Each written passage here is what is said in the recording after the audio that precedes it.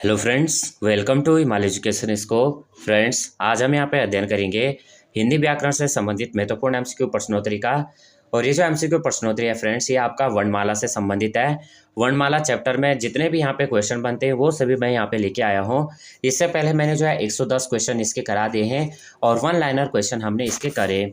यहाँ पे video helpful लगेगी तो प्लीज़ वीडियो को लाइक शेयर और सब्सक्राइब करना। तो आज का यहाँ पे जो पहला क्वेश्चन रहेगा, और ये जो क्वेश्चन है फ्रेंड्स, ये आपका जो है स्टेट एग्जाम, चाहे आप उत्तराखंड का अन्य या अन्य स्टेट का एग्जाम देते हैं तो सभी के लिए क्वेश्चन इंपॉर्टेंट रहेंगे। इवन यहाँ पे आप जो है यहाँ पे अगर आपने अगर आप कोई जैसे अभी आपका यहाँ पे लेक्चरर यूकेपीएससी लेक्चरर का एग्जाम है तो उसके लिए भी ये क्वेश्चन इंपॉर्टेंट रहेंगे, क्योंकि आपका यहाँ पे हिंदी का भी पोर्शन पूछा जाएगा। पहला क्वेश्चन यहाँ पे रहेगा, आज का 111 से करेंगे और यहाँ आगे देखेंगे। तो पहला क्वेश्चन रहेगा, ग का उच्चारण स्थान कौन सा है। तो ग का उच्चारण स्थान हमें बताना है कि कौन सा हो जाएगा। कंठ होगा, मूर्धा होगा या दंत्य होगा या तालु होगा। तो कौन सा होगा? ऑप्शन नंबर 1 हो जाएगा कंठ। निम्न में कंठ ध्वनियाँ कौन सी हैं? निम्न में कंठ ध्वनियाँ कौन सी हैं? तो यहाँ पे हमारा 112 में राइट आंसर क्या हो जाएगा? ऑप्शन नंबर बी हो जाएगा क ख। क्या हो जाएगा? क ख हो जाएगा कंठ ध्वनियाँ। अब इसको आपको एक तरह से पहचानना कैसा, वैसे मैंने जो पहले इससे वन लाइनर प्रश्नोत्तरी अपलोड किया था, वन लाइनर अपलोड किया था, उसमें मैंने बताया था। लेकिन आपको क्या करना है, पूरे वर्ग लिखने, क च ट त प, इस तरह से क च ट त प, और यहाँ पे वर्ग, और इनके अंतर्गत क्या आते हैं? 5 वो भेद आते हैं, क ख ग घ ज्ञ। तो ये क ख ग घ, तो यहाँ पे इसको शॉर्ट तरीके से भी आप कर सकते हो, कंठ के और तालो, इस तरह से इनको क्या कर सकते हो, ज वाली ध्वनियाँ तालों से बोली जाएंगे, इस तरह से इनको। तो वो आप ट्रिक देखना चाहते हैं तो उससे भी देख सकते हैं। उसके बाद आपका आ जाएगा 113 क्वेश्चन है, घ का उच्चारण स्थान कौन सा है। तो 113 में यहाँ पे आपका राइट आंसर क्या हो जाएगा? घ भी आपका क्या हो जाएगा? सॉरी, निम्न में से कंठ ध्वनि, ये हमने करा। 113 में देखेंगे घ का उच्चारण स्थान कौन सा हो जाएगा। 113 में आपका राइट आंसर ये हो जाएगा, कंठ हो जाएगा ये भी, क्योंकि यहाँ पे क ख ग और घ और ज्ञ, ये जो भी होंगे, ये अर्ज्ञता आपका क्या है? अनुनासिक भी है। तो ये जो भी ध्वनियाँ हैं ये आपके क्या है? कंठ से बोली जाएंगी। ए के उच्चारण स्थान का नाम क्या है? ए के उच्चारण स्थान का नाम क्या है? 114। तो क्या हो जाएगा? सी हो जाएगा, कंठ तालव्य। व का उच्चारण स्थान कौन सा है? व का उच्चारण स्थान आपका क्या हो जाएगा? दंतोष्ठ हो जाएगा। अगला, किस वर्ग का उच्चारण स्थान कंठ और तालु से होता है? कंठ तालु। तो 116 में क्या हो जाएगा? आई। अगला क्वेश्चन, निम्नलिखित में से हिंदी की कंठ ध्वनि कौन सी है? 117 में डी राइट आंसर हो जाएगा ह। निम्नलिखित में से कंठ ध्वनियाँ कौन सी हैं? इनमें से बतानी कंठ ध्वनियाँ कौन सी हैं? 118।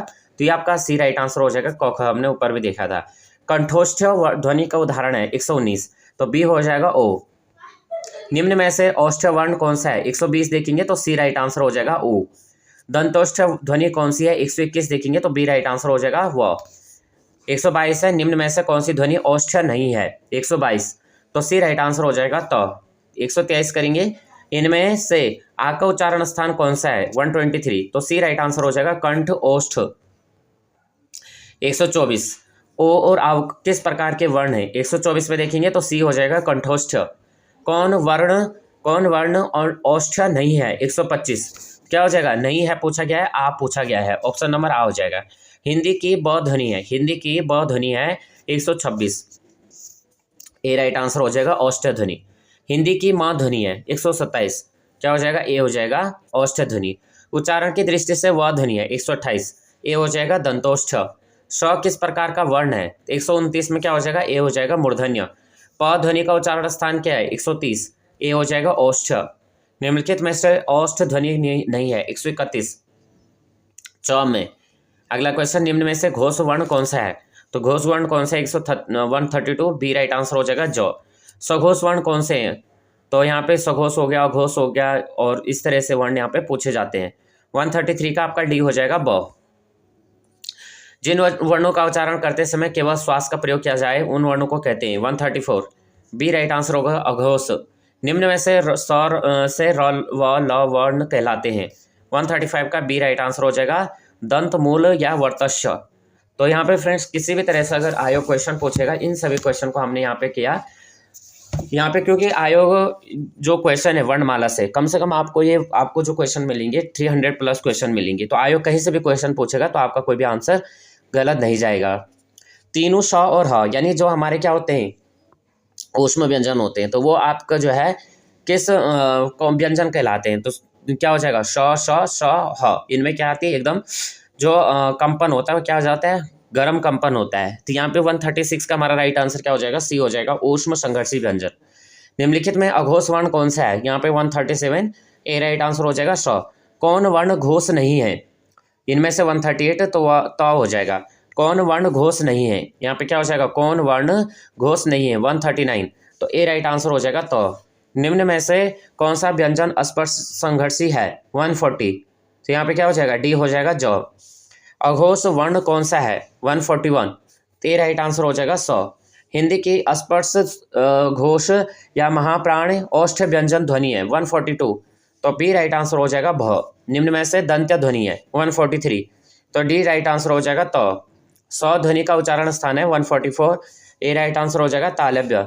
निम्न में से कौन सा व्यंजन संघर्षी है 145, तो बी राइट आंसर हो जाएगा ह। अंग डैश कहलाते हैं 146, तो डी राइट आंसर हो जाएगा अयोगाह। अगला क्वेश्चन है 47, निम्न में से किन वर्णों को घोष सघोष सघोष कहा जाता है 147, तो बी राइट आंसर हो जाएगा। निम्न में से किन वर्णों को घोष और सघोष कहा जाता है, 1 व 2 3 4 5, तो यहाँ पे ये क्या है, यानी आपके जो वर्ग हैं किनको कहा जाता है 147 में बी राइट आंसर हो जाएगा 3 4 5 को। अब कैसे, यहाँ पे देखेंगे हम इनको एक बार देख लेते हैं। क ख ग घ और ज्ञ, तो ये क्या है, सघोष। घोष से सघोष किसको कहा जाता है, जो ग घ ज्ञ है, तो ये क्या है 3 4 और 5वें नंबर पे, और क ख आपके क्या है सघोष है। तो इस तरह से इनको हमें देखना है। अगला क्वेश्चन करिए, निम्न में से कौन सा अंतस्थ व्यंजन है 148,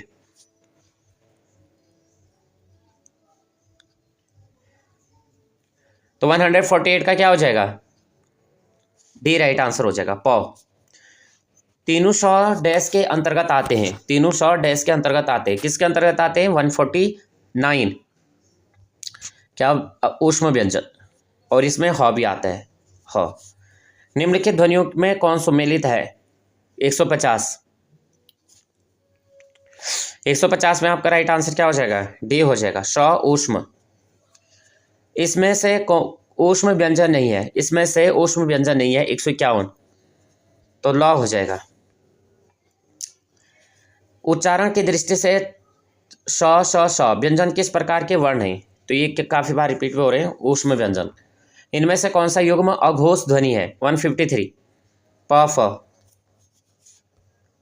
यहाँ पे जो है निम्न में से असंगत युग्म को छांटे, प्रत्येक वर्ग का पहला व दूसरा व्यंजन अघोष है, हर वर्ग का तीसरा चौथा पांचवा व्यंजन सघोष है, सभी स्वर होते हैं सघोष और अल्प प्राण, उपयुक्त सभी युग्म सही हैं 154, तो यहाँ पे डी राइट आंसर हो जाएगा। प्रत्येक वर्ग का पहला दूसरा व्यंजन क्या होता है, अघोष होता है, क ख ग घ, इस तरह से, तो ये हमारे क्या होते हैं अघोष होते हैं, और बाकी यहाँ से ग घ ज्ञ ये हमारे क्या होते हैं सघोष होते हैं। स्वध्वनि का उच्चारण स्थान है, स्वध्वनि का उच्चारण स्थान क्या हो जाएगा, ये हमें बताना है कौन से, तो ये क्या हो जाएगा तालव्य दंत ओष्ठ मूर्धन्य, तो 155 का बी राइट आंसर हो जाएगा दंत्य। ई च छ ज झ य आदि का उच्चारण किससे होता है, तो 156 में हमारा ए राइट आंसर हो जाएगा तालव्य से। निम्न में से अंतस्थ व्यंजन कौन सा है 157, बी राइट आंसर हो जाएगा व। य का उच्चारण स्थान कौन सा है 158, तो सी राइट आंसर हो जाएगा तालु। अंतस्थ और ऊष्म वर्णों की संख्या कितनी है, तो 159 का क्या हो जाएगा, ए राइट आंसर हो जाएगा 8। ऊष्म व्यंजन कौन सा है 160, 160 का हमें राइट आंसर बताना है, क्या हो जाएगा ऑप्शन नंबर बी हाँ। निम्न में से भाषा की सार्थक इकाई क्या होती है, वर्ण होती है अक्षर होती है, या ये भी दोनों होती हैं या वाक्य होती है 161, डी राइट आंसर हो जाएगा, सार्थक इकाई हो जाएगा, भाषा की सार्थक इकाई वाक्य हो जाएगा। 162 करेंगे। हिंदी वर्णमाला में ऊष्म व्यंजन कौन से हैं, निम्नलिखित में से पार्श्विक ध्वनि कौन सी है, पार्श्विक ध्वनि 163, ए राइट आंसर हो जाएगा ल। लुंठित हो गया, पार्श्विक हो गया, ट वर्ग उच्चारण की दृष्टि से किस प्रकार की ध्वनि है? 164। डी राइट आंसर हो जाएगा मूर्धन्य। अनुस्वार किसका कार्य करता है? 165। तो डी राइट आंसर हो जाएगा पंचम वर्ण का। कौन से? ज्ञ, य, अण, म, ये सभी। ज्ञ। निम्नलिखित में से निम्न शब्दों में नवीन विकसित ध्वनियां कौन सी? 166। बी राइट आंसर हो जाएगा ख, घ। निम्नलिखित में से हिंदी के मानक वर्णमाला में स्थान नहीं दिया गया है? 167। डी राइट आंसर हो जाएगा श्री। अक्षर वर्ण किसके योग से बनता है? 168। क और स से। निम्न में से कौन सा ट वर्ग का नहीं है? 169। सी हो जाएगा घ। और अक्षर जो है आपका क और प वाला स से बनता है, षटकोण जो होता है। क ग ज फ ध्वनियाँ कैसी हैं? कैसी ध्वनियाँ हैं क ग ज फ? ये मैंने उसमें भी कराया था वन लाइनर में। 170। अरबी और फारसी की भाषा की सार्थक एक लघुतम इकाई है, सबसे छोटी। लघुतम यानी सबसे छोटी। 171। ध्वनि डी राइट आंसर हो जाएगा। निम्न में से घोष का अर्थ क्या है? बी स्वर तंत्रियों में ध्वनि का कंपन। विभाषा किसे कहते हैं? 173। सी राइट आंसर हो जाएगा। हिंदी क्षेत्र की प्रमुख बोलियों को। अगला क्वेश्चन है, निम्न में से कौन सा शब्द अमात्रिक है? 174। डी राइट आंसर हो जाएगा कलरव। प्रयत्न के आधार पर लौ किस प्रकार की ध्वनि है? 175। पार्श्विक। निम्नलिखित ध्वनियों में से कौन सी दंतोष्ठ है? 176। ए राइट आंसर हो जाएगा व। हिंदी शब्द है 177। ए राइट आंसर हो जाएगा फारसी। इनमें से कौन संयुक्त व्यंजन नहीं है? कौन सा नहीं है? यहाँ पे दिख रहा होगा फ। हिंदी की नौ ध्वनि है। कैसी है? 179। सी दंत्य हो जाएगा। निम्नलिखित में से दंत्य ध्वनि है 180। तो हो जाएगा। इनमें से कौन सी ध्वनि अंतस्थ नहीं है? तो अंतस्थ बनाना में योर लव, ये हमारे अंतस्थ हैं। तो यहाँ पे य नहीं है, तो हमारे योर लव होते हैं, ब नहीं है। इनमें से अंतस्थ वर्ण है, क्या हो जाएगा? बी हो जाएगा व। हिंदी के अनुसार किस ध्वनि का सूचक नहीं है? 183। बी य का। अगला क्वेश्चन करेंगे 184। ड और ढ ध्वनियों के विषय में कौन सा कथन शुद्ध है? क्या हो जाएगा? ऑप्शन नंबर ए हो जाएगा। ये मूर्धन्य उत्क्षिप्त ध्वनियां हैं। 185। इनमें से कौन सी ध्वनि अवधि में नहीं है? 185। तो बी हो जाएगा अणम, अण और म। छ ध्वनि का उच्चारण स्थान है। बी राइट आंसर हो जाएगा तालव्य।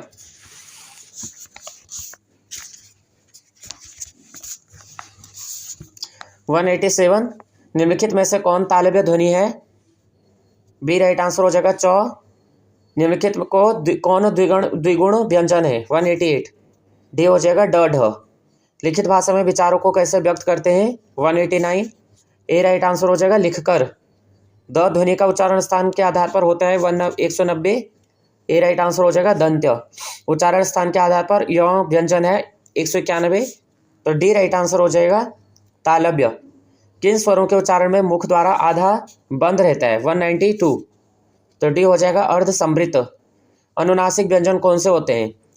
तो 193 क्या हो जाएगा? वर्ग का पंचमाक्षर ज, य, अण, न, म, ज्ञ। निम्न में से किसके अनुसार अयोगवाह स्वरों के अंतर आते हैं? 194। ए राइट आंसर हो जाएगा किशोरी दास वाजपेयी। हिंदी व्याकरण का पाणिनि कहा जाता है? 195। बी राइट आंसर हो जाएगा कामता प्रसाद गुरु। किन स्वरों के उच्चारण में हवा केवल मुंह से निकलती है? 196। तो सी राइट आंसर हो जाएगा मौखिक और निर्नुनासिक। मुख द्वारा मुख विवर के आधार पर स्वरों का वर्गीकरण कितने आधार पर किया जाता है? 197। ए हो जाएगा 4। ओंठों की स्थिति के आधार पर स्वरों को कितने भागों में बांटा गया है? 198। तो बी राइट आंसर हो जाएगा 2। ज्ञ वर्ण किन वर्णों के संयोग से बनाया है? 199। तो ए हो जाएगा ज और य से। हिंदी शब्दकोश में अक्षर का क्रम किस वर्ण के बाद आता है? तो दोस्तों में बी राइट आंसर हो जाएगा क। त्र किन वर्णों के योग से बना है? त प्लस य, त प्लस र से। तो त्र 201 किससे हो जाएगा? र हो जाएगा। पहला वाला जो त होगा वो हलंत होगा और र में कोई हलंत नहीं होगा। हिंदी भाषा में कितने व्यंजन हैं? 202। कितने हैं? 33। लिपि चिन्हों के क्रमबद्ध समूह को क्या कहते हैं? तो 202 यहाँ पे क्या हो जाएगा? 203। ऑप्शन नंबर ए हो जाएगा वर्णमाला। हिंदी वर्णमाला में अंतःस्थ व्यंजनों की संख्या कितनी है? 204। 5 हो जाएगा अंतःस्थ व्यंजन, सॉरी 204। 200 व्यंजन, सॉरी अंतःस्थ व्यंजन 4 हो जाएगा। एक से अधिक वर्णों के मेल को क्या कहते हैं? 205। तो क्या कहते हैं? अक्षर कहते हैं। वर्णमाला में स्पर्श व्यंजनों की संख्या कितनी है? तो कितनी है? जो हमारे क्या होते हैं, पांचों वर्ग के अंतर्गत आते हैं। कितने आते हैं? 205, सॉरी 206। क्या हो जाएगा? बी राइट आंसर हो जाएगा 25। 25 5 आते हैं के वर्ग में, क वर्ग में, ख वर्ग में। भाषा के सार्थक 207 में देखेंगे। हिंदी में ध्वनियों कितने प्रकार के होते हैं? 207। बी 2। भाषा की सार्थक लघुतम इकाई किसे माना जाता है? 208। सी वर्ण 208 हो जाएगा। उसके बाद क्या हो जाएगा? 209। वर्णों के समुदाय को क्या कहते हैं? 209 का सी राइट आंसर हो जाएगा वर्णमाला। भाषा की सबसे छोटी इकाई किसे कहते हैं? 210 वर्ण हो जाएगा। वर्णमाला किसे कहेंगे? 211 में ए हो जाएगा। वर्णों के व्यवस्थित समूह को निम्नलिखित में से कौन सा तालव्य वर्णमाला नहीं है? क। व्यंजन और स्वर के संयुक्त रूप को क्या कहते हैं? 213। बी हो जाएगा अक्षर। निम्न में से समृद्ध स्वर है? 214। डी राइट आंसर हो जाएगा ई, बड़ी ई और ऊ। उसके बाद है 216। तो यहाँ पे 52 राइट आंसर हो जाएगा। हिंदी वर्णमाला में वर्ण होते हैं जिनका उच्चारण स्वतंत्र होता है और व्यंजन व उच्चारण में सहायक होते हैं, उसे कहते हैं। 217 स्वर हो जाएगा। हिंदी भाषा में ह्रस्व स्वरों की संख्या है, क्या हो जाएगा? 4 हो जाएगा। सभी स्वर होते हैं 219 में। तो बी राइट आंसर हो जाएगा अल्प प्राण। निम्न में से दीर्घ स्वर कौन सा है? 220। बी राइट आंसर हो जाएगा आ। मूल दीर्घ स्वर नहीं आए। 221। तो डी राइट आंसर हो जाएगा ओ। 22 में देखेंगे दीर्घ स्वर है 222। ए राइट आंसर हो जाएगा ए ई। प्लुत स्वर कौन सा है? 223 में, सॉरी 226। मध्य स्वर कहते हैं 226 में। ए राइट आंसर हो जाएगा अ को। हिंदी स्वर्गों का वर्गीकरण जब जीव के भाग के आधार पर किया जाता है तो निम्नलिखित में से कौन सा भेद इसके अंतर्गत नहीं आएगा? 227। तो बी हो जाएगा विपरीत स्वर नहीं आएगा। अग्र स्वर आएगा, मध्य स्वर आएगा, पश्च स्वर आएंगे। 228। भाषा विज्ञान की दृष्टि से ऊ किस प्रकार का स्वर है? तो पश्च स्वर हो जाएगा सी। निम्नलिखित में से कौन सा समृद्ध स्वर है? 229। ई अर्ध विपरीत स्वर है 230। डी हो जाएगा आई। कौन सा यहाँ पे संयुक्त स्वर नहीं है? 231। ए हो जाएगा ऊ। उच्चारण स्थान की दृष्टि से हिंदी के अ और आ स्वर हैं। 232 में यहाँ पे बी राइट आंसर हो जाएगा कंठ। 200 का स्वर है तो यहाँ पे हमारा राइट आंसर क्या हो जाएगा? 228 में सी राइट आंसर हो जाएगा पश्च संवृत। निम्नलिखित में से कौन सा स्वर संवृत है? तो 229 का राइट आंसर क्या हो जाएगा? ऑप्शन नंबर ई हो जाएगा। अर्ध विपरीत स्वर है 230 में। राइट आंसर क्या हो जाएगा? डी हो जाएगा आई। निम्नलिखित में से कौन सा संयुक्त स्वर है? तो 231 में हमारा राइट आंसर ए हो जाएगा ओ। उच्चारण स्थान की दृष्टि से और आ स्वर है तो यहाँ पे 232 का राइट आंसर हो जाएगा ऑप्शन नंबर बी कंठ। नेक्स्ट क्वेश्चन है निम्नलिखित में से कौन सा कंठ स्वर जो है कंठ तालव्य है? तो 233 में हमारा राइट आंसर सी हो जाएगा आ ए, सॉरी कौन सा स्वर नहीं है इनमें से? 234। तो ऑप्शन नंबर यहाँ पे डी राइट आंसर हो जाएगा र हो जाएगा। नेक्स्ट क्वेश्चन करेंगे। बाकी यहाँ पे हिंदी की अग्र वृत्तकार समृद्ध स्वर ध्वनि है 236 में। यहाँ पे राइट आंसर क्या हो जाएगा? ए हो जाएगा ई। अगला क्वेश्चन, यहाँ पे शब्द में अनुनासिकता है तो 237 में राइट आंसर क्या हो जाएगा? संभालना। अनुनासिक व्यंजन कौन होते हैं? जिनके ऊपर अर्धचंद्राकार और बिंदु होता है। इस तरह से अनुस्वार कौन से होते हैं? जिनके ऊपर केवल अर्धचंद्राकार होता है, बिंदु नहीं होता है। स्वर ध्वनि के प्रकार होते हैं 238 में देखेंगे तो डी राइट आंसर हो जाएगा उपयुक्त तीनों दीर्घ, ह्रस्व और प्लुत। अनुनासिक स्वर वाला शब्द है 200 यहाँ पे 39 में राइट आंसर हो जाएगा ए पाँव। जिनकी ध्वनि केवल मुख से निकलती है तो 240 में हमारा राइट आंसर ये हो जाएगा निर्नुनासिक स्वर। कौन से शब्द अनुनासिक हैं? 241 ऑप्शन नंबर डी कंटीला। स्वरों के उच्चारण में लगने वाले समय को कहते हैं तो 242 में हमारा राइट आंसर बी हो जाएगा मात्रा वर्ण तालिका के अनुसार ह्रस्व, वर्ण तालिका के अनुसार ह्रस्व, दीर्घ और प्लुत क्या है? 243 में हमारा राइट आंसर हो जाएगा ऑप्शन नंबर बी, स्वर। जिन ध्वनियों के उच्चारण में श्वास वायु बिना किसी रुकावट के मुख से निकलती है उसे क्या कहते हैं? 244 में डी राइट आंसर हो जाएगा, स्वर। जब एक ही ध्वनि का द्वित्व हो जाए तो वह क्या कहलाती है? तो राइट आंसर हो जाएगा ऑप्शन नंबर 45 में डी हो जाएगा, युग्मक ध्वनियाँ। अगला क्वेश्चन करेंगे, मात्रा के आधार पर स्वर कितने प्रकार के होते हैं? तो 246 में हमारा सी राइट आंसर हो जाएगा, 3 हो जाएगा। स्वर किसका भेद है? वो संधि का, वर्ण का, समास का, लिंग का। 247 में हमारा राइट आंसर हो जाएगा बी, वर्ण का। स्वर आपकी ए आई है, उच्चारण स्थान कौन सा होगा? तो यहाँ से 248 का राइट आंसर डी हो जाएगा, कंठ तालव्य। मात्रा स्वर को क्या कहते हैं? 249 में देखेंगे तो ए राइट आंसर हो जाएगा, समरूप ग्रेफिम।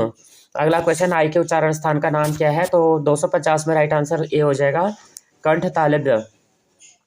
ओ आओ किस प्रकार के हैं? तो 51 में हमारा सी राइट आंसर हो जाएगा, कंठोस्थ। निम्न में से पश्च स्वर हैं, 252 में राइट आंसर ए हो जाएगा, आ और उ।